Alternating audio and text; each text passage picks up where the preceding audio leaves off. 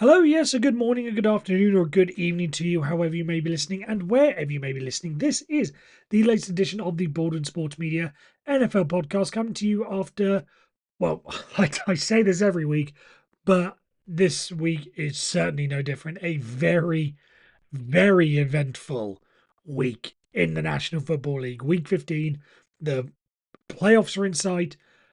Some teams are not going to make it, and some teams are going to be devastated that they're not making it, and some are even not even bothering to worry about the playoffs because they have bigger issues on their mind. I think you know what I'm going to be talking about, and we will certainly get into that when we get into that. But first, before we do any of that, I need to do what I always do at the start of the show, and it's do the admin, and it is just as simple as saying thank you very much for listening. Don't forget, if you are new, you can subscribe on YouTube, where you're listening to this on. Don't forget to hit the bell icon, leave a comment, do whatever it is that you need to do to grow the reach, grow the growth of the program. Just keep doing your little bit. Every little helps.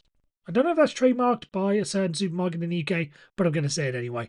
Every little helps, so it is always appreciated. And don't forget to also follow us on our other social media platforms. We are at Baldwin Sports Media on Instagram and TikTok, and we are at MRB Sports Media on Twitter. So feel free to follow us there. And if you are a returning listener, then as always, thank you for continuing to make me just that small part, even I don't know how small or large it is, but just making me that little part of your week.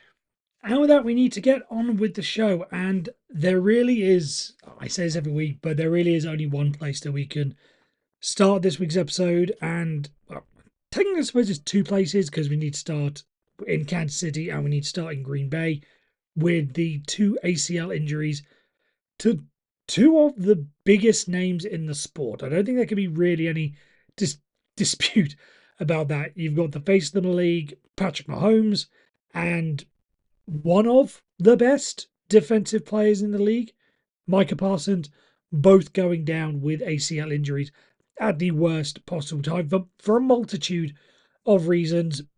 Obviously, their seasons are over, but what the impact this is going to do for this season. When Patrick Mahomes went down with his, they were driving to potentially win the game, keep their playoff hopes alive.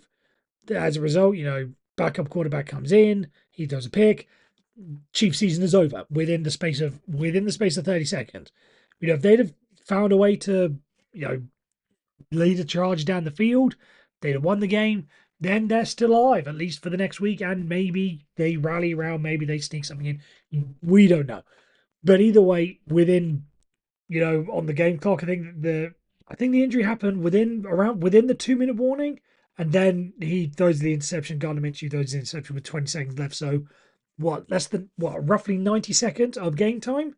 The Kansas City Chiefs go from potentially still being alive to out of the playoffs, and then Patrick Mahomes has an ACL injury. Now, the early reports, the early indications seem that it's not a major issue. Like, it's not something that everyone's devastated about. Obviously, devastated about losing about an ACL injury. But the concern, obviously, for this time of year is, right, what is the impact going to be for him moving forward next year? What's his off-season going to look like? When's he going to be able to get back to full fitness? Is he going to be, coming in midway through training camp? Is he going to have to miss some of the preseason games? All this stuff, still far too early to determine any of that. But early reports and early suggestions seems to be that it's on the lighter side. So I think that's pretty good because I know a lot of the talk shows in the days afterwards was, Patrick Mahomes is a mobile quarterback. He's not Lamar Jackson or anything like that, but he is someone who can make plays with his legs. His legs are as devastatingly important as his arm is, the way he can escape and make plays. So hopefully you think, if again the reports are that it's on the lighter side, that it's not going to impact his game too much moving forward, because he is a special player. You do love to see him. So you don't want to see him be hampered and go down the Robert Griffin III route, for instance. Someone who had to, was out of the league, was far from the player that he was immediately, and then out of the league pretty quickly after his injury. You really hope it's not that. So yeah, hopefully Patrick Mahomes comes back, not necessarily better, but at least in a good spot where he can still be Patrick Mahomes.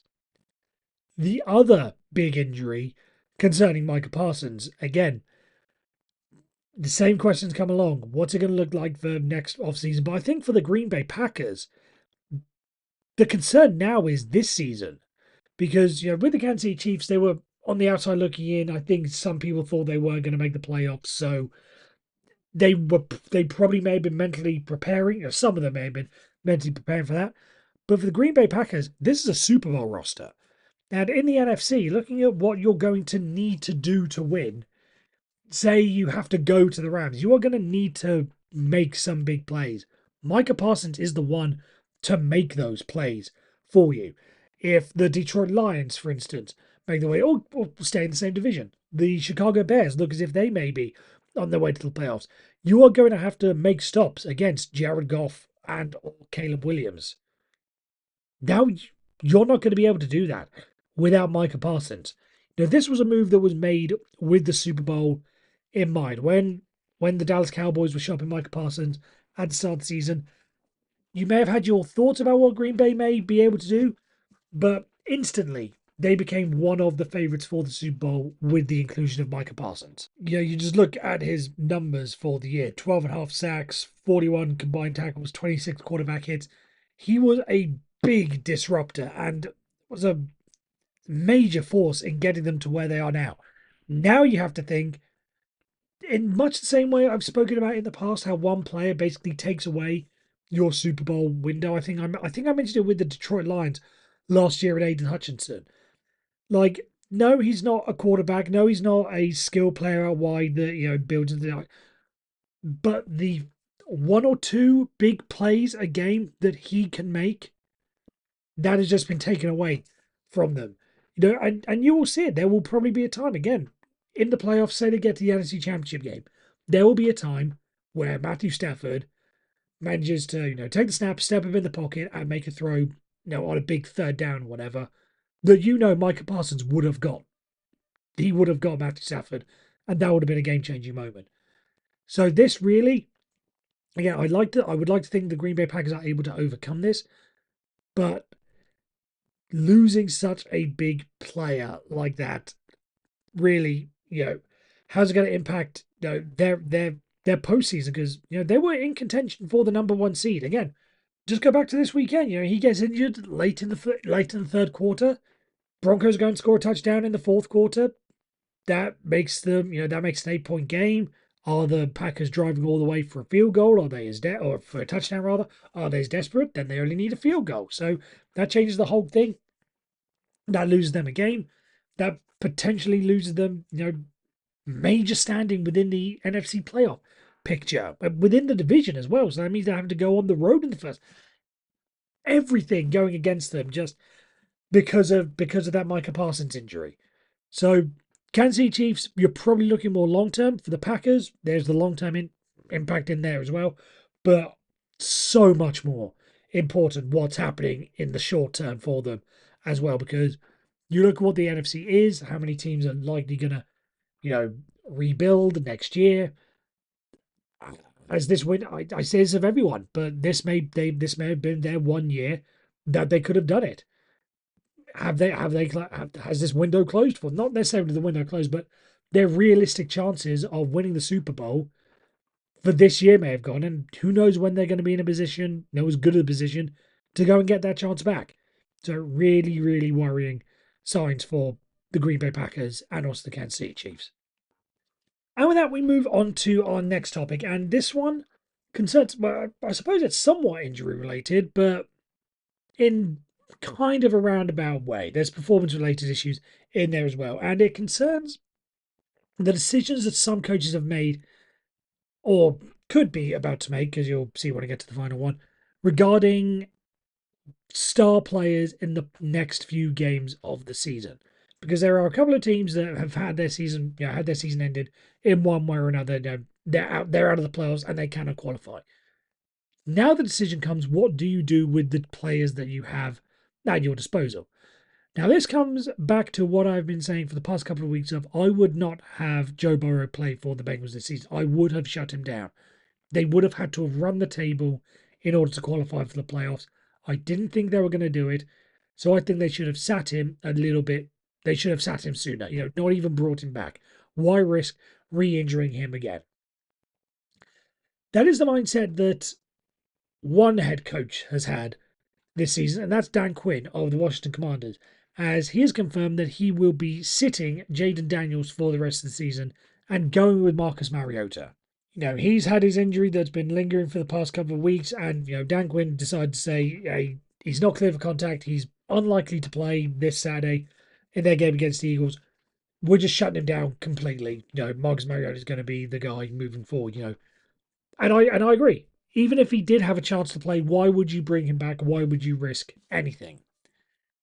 Now, contrast that to the aforementioned Joe Burrow, because the news coming out of Cincinnati is that it looks as if he is going to be playing for the rest of the season, with Bengals head coach Zach Taylor saying, no, we're doing this because we want to win. And to an extent, I get that. I appreciate, I see what's going on there.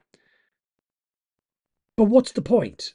At this point of the season, the way that the NFL is structured, this isn't like all the other, the European leagues where you're fighting off relegation or whatever. You're not fighting for the title, and then there's the relegation scrap. So there's a lot more teams have a lot more to fight for. Once you're eliminated from the playoffs, what incentive is there for you to try and, quote unquote, play well? I'm not saying you tank and throw the games and you play badly, but surely this is the time to, at least be strategic and think logically about the future of the future of the franchise. Again, one, you don't want Joe Burrow. What happens if Joe Burrow goes out and does his ACL? Then you're screwing up his off season and putting him in even more jeopardy moving forward. Then what are you going to do? Also, because you're eliminated, the focus then should be finish as low as possible and let's go get some draft picks. Now, I get the whole idea of, wanting to win, pushing through. That's why they went with Joe Burrow. Again, I can understand. I don't agree with it, but I can understand why they wanted to. Again, because we want to win. There's still that small chance that we can run the table and qualify. Great, absolutely fine. Go for it. But once you are eliminated from the playoffs, you have no incentive to win. I mean, I say incentive. As a team, you have no incentive to win. I understand players will have bonuses and all that stuff. And if you want to factor that in, that's fine. If Jamar Chase has a clause in his contract that he gets $1 million if he catches 100 passes or whatever. I'm speculating here. I'm just picking out numbers. And you want to make sure he gets that. Fine. I get that. Do right by your players. Sure. But overall, the focus should be for the good of the franchise. And the good of the franchise, once you are eliminated, is to finish as worse as possible and keep losing. Because that way you get a better draft pick and you're shaping yourself up for a lot better future as a team. So I really don't get why you would want to play Joe Burrow, especially Joe Burrow. I say this for all teams, whatever. Once you're eliminated, just shut down the main players. There's no benefit for it. But Joe Burrow, especially because of his injury situation, I'll throw this away. Tua Tagovailoa as well. Mike McDaniel saying that everything is on the table when it comes to the quarterback room for the next couple of weeks. Rest him. We know what his situation. We know how well he plays. We know what he's like. We know what his injury record is. Why would you risk doing anything to put anything in jeopardy?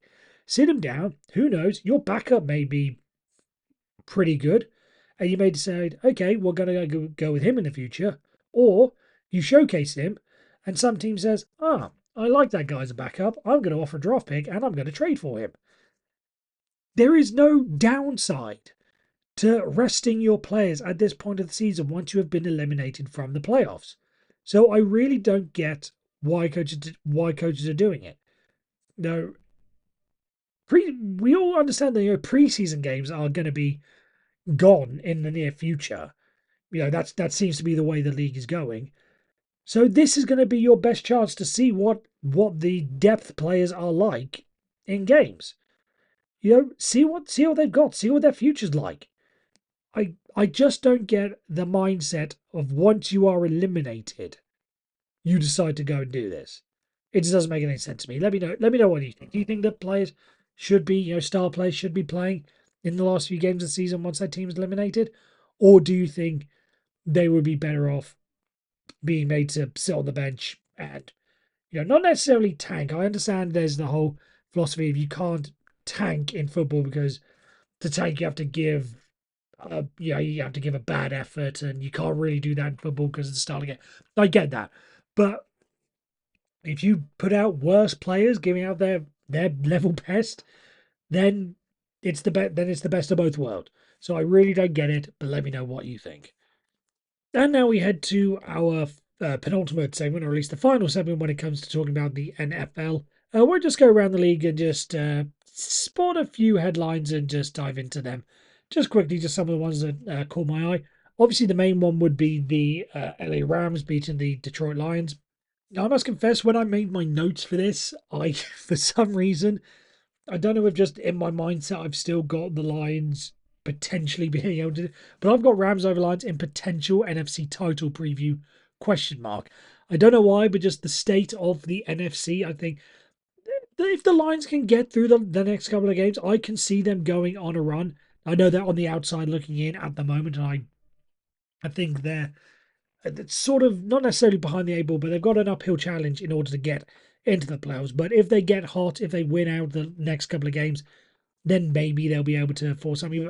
But either way, I think this is a pretty big win for the Rams because, whilst the Lions may not be the big guys in the NFC right now, it is still a pretty good win on your resume to have win over the Detroit Lions, especially in a shootout like that. To be able to outlast one of the best offenses in the league, I think is a pretty damn good showing, and the Rams showing why they are arguably the best team in the league right now. So I think that's a pretty good confidence builder for them moving forward into the playoffs. The NFC South still being up for grabs. I know this may again maybe karma coming back to bite me, but I remember sort of saying at the start of the year, just the South divisions as a whole don't really interest me. They didn't seem all that interesting. Now they are really interesting because it does seem like a bit of patty cake between the Buccaneers and the Panthers of no, you take the division at this stage because the number one and the number two teams are lost to number three and the number four teams within the division, with the Panthers losing to the Saints and the Buccaneers losing to the Falcons. Buccaneers Falcons was on Thursday Night Football. But just no one seems to want to win that division, and it's going to be very interesting to see what happens moving forward. That's going to go right down to the wire, and I can't really see either team. It's whoever wins that division. I can't see them making it too far in the playoffs, but going to be interesting to see that one come down to the wire. Myles Garrett comes ever closer to breaking the single season sack record. I think it's going to be very, very interesting if it gets timed out. I saw a clip go around on social media, and I don't know how legitimate it was, but it was the commentator stating that Pittsburgh Steelers players have been told to just hold Myles Garrett when they play in a couple of weeks because they don't want him to break TJ Watt's, well, it's TJ Watt and Michael Strahan's single season record when they play. But I think that's going to be very interesting to see move down that, especially if Myles Garrett does break it with TJ Watt. I assume he'll be on the other sideline at the time. Or whatever's happening with TJ Watt's injury, by the way, still very much up in the air. But that's again, we talk about injuries with Micah Parsons for TJ Watt and the Steelers. Yes, they managed to get away with beating the Miami Dolphins last night as we record, but moving forward, that's going to be a big miss for them in the playoffs. But anyway, it'll be interesting if TJ Watt's on the other side watching Myles Garrett break his record. So that's something to keep an eye out. A statement win for the Buffalo Bills over the New England Patriots. Just whilst the New England Patriots are above them in the standings and in the in the playoff picture, as it were, I think the Buffalo Bills needed that. Not I can't remember who it was, but they were saying that it was a t-shirt and hat game for the Patriots, so that gave them a little bit of extra momentum. But you look at the standings now: 11-3, 10-11-3 for the Patriots, 10-4 for the Bills. Just keeps that tiebreaker scenario, in their favor. For if it does come down to the final couple of weeks, or the final game rather, for the division. So it'd be interesting there. And also, I think as a statement win for the Buffalo Bills to know they can go into Foxborough and pick up that win. So if circumstances play out that they happen to be matched right up against each other in the playoffs, the most recency bias, they'll feel the confidence that they can go in there and knock off the Patriots. So I think that's a pretty big win for them. And I will also say, have a touch on Philip Rivers. Why can't we touch on Philip Rivers? He gave about as good a performance that I think anyone expected him to give out. Given everything that was around him, 5.5 years, whatever it was, 4.5 years away from the game, coming in on such short notice. I think his performance was, as I said, about as good as you can expect.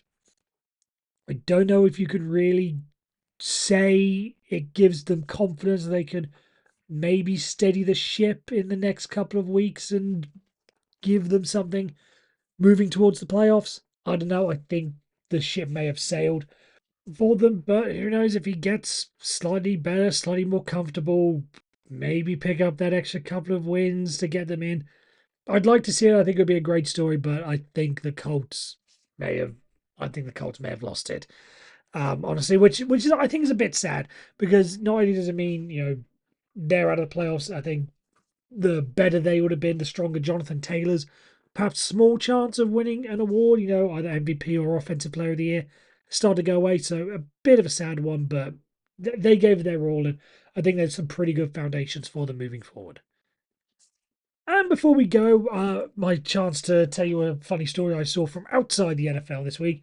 And last week I talked to you about the college football playoffs and the big boys, as it were. Now I need to talk about the small boys in the college football world, but now I want to talk about the small boys, as it were, because it is bowl season, and bowl season is one of my favorite times of the year. Whereas just if you're a basketball fan, you like your March Madness. I'm not really a basketball fan, but it's the same sort of feeling where there's just constant college football, seemingly every single night, and it's all the small schools. You get to see some pretty interesting games.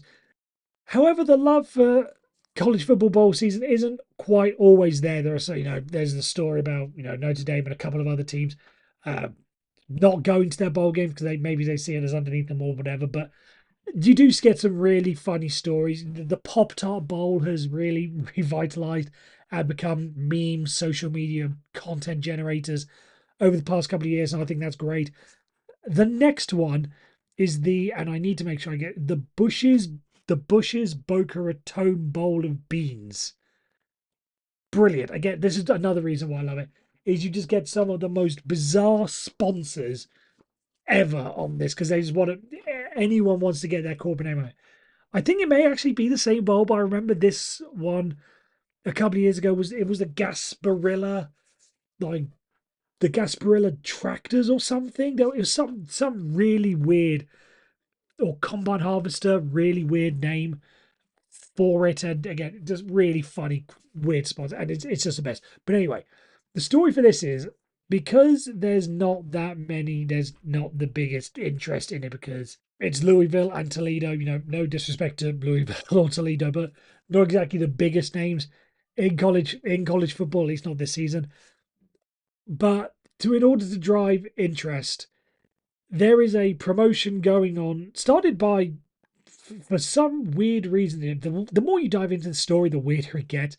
But driven by Keegan Michael Key, the comedian, he's involved in it. The first 2,000 people to show up with a can of Bush's baked beans will get free entry into the game. Love it. Every single bit of this story is fantastic. And again, if you're not going to be the prestigious Rose Bowl or the Sugar Bowl or whatever, have some fun with it. I think that's really because that's all it is at the end of the day. For most of the team, if it's not about the prestige of it's a bit of fun.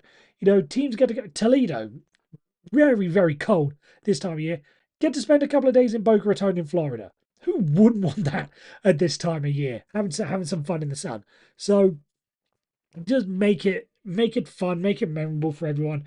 And again, a can of beans, I haven't read full details in the story. I don't know if it has to be one of the big beans or if you just go with the smallest one you can. So for a couple of dollars, So it's not really free, but if you have a packet or tin rather, in the pantry that you haven't used for a while, go use that as your ticket. It's then being used, I believe, for charity and food banks or whatever. So pretty great story.